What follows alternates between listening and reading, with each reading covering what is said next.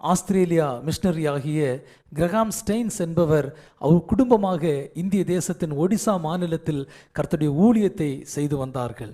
ஒரு இரவு வேளையிலே அவரும் அவருடைய 2 மகன்களும் வெளியே புறப்பட்டு போய் ஊழியத்தை முடித்துவிட்டு மறுபடியும் வீடு திரும்புகிற வேளையிலே நேரம் அதிகமானபடியினால் அவர்கள் வாகனத்திலே படுத்து நித்திரை பண்ணி கொண்டிருந்தார்கள்.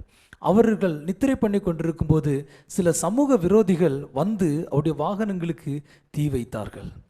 பாருங்கள், அந்த தீயில் அவர்கள் 3 பேரும் பரிதாபமான நிலையிலே மரித்து போனார்கள். அரசு அதிகாரிகள் வந்து அவருடைய மனைவியை பார்த்து கேட்டார்கள், உங்கள் கணவனையும் உங்கள் 2 பிள்ளைகளையும் தீ வைத்து கொலை பண்ணின அந்த பாதகர்களுக்கு நீங்கள் என்ன சொல்கிறீங்க அப்படின்னு கேட்டபோது அவர்கள் சொன்னார்களாம், நான் அவர்களை மன்னித்து விடுகிறேன் என்று சொல்லி அவர்களுடைய தப்பிதங்களை அவர்களுக்கு மன்னித்து விட்டார். பாருங்கள், மத்தேயு சுவிசேஷம் 5ஆம் அதிகாரம் 44ஆம் வசனம் நமக்கு அதுதான் கற்றுத்தருகிறது. இந்த வசனம் சொல்லுது, உங்கள் சத்துருக்களை சிநேகியுங்கள், உங்களை சபிக்கிறவர்களை ஆசீர்வதியுங்கள், உங்களை பகைக்கிறவர்களுக்கு நன்மை செய்யுங்கள், உங்களை நிந்திக்கிறவர்களுக்காகவும் உங்களை துன்பப்படுத்துகிறவர்களுக்காகவும் ஜெபம் பண்ணுங்கள் என்று இந்த வார்த்தைகளை தன்னுடைய வாழ்க்கையில் அனுபவமாக்கி கொண்ட கிளாடிஸ் ஸ்டெயின்ஸ் என்பவர்கள் இந்த வார்த்தையை அவர்களால் சொல்ல முடிந்தது. பிரியமானவர்களே, அவர்கள் சொன்ன வார்த்தை, நான் அவர்களை மன்னித்து விடுகிறேன்.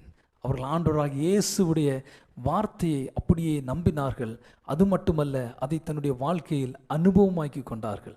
இன்றைக்கும் இந்த வேத வசனத்தை நாம் படிக்கும்போது இந்த வேத வசனங்களை நாம் வெறுமனே படித்து விடுகிறதல்ல, நம்முடைய அனுதின வாழ்க்கையில் நாம் அதை நடைமுறைப்படுத்த வேண்டும்.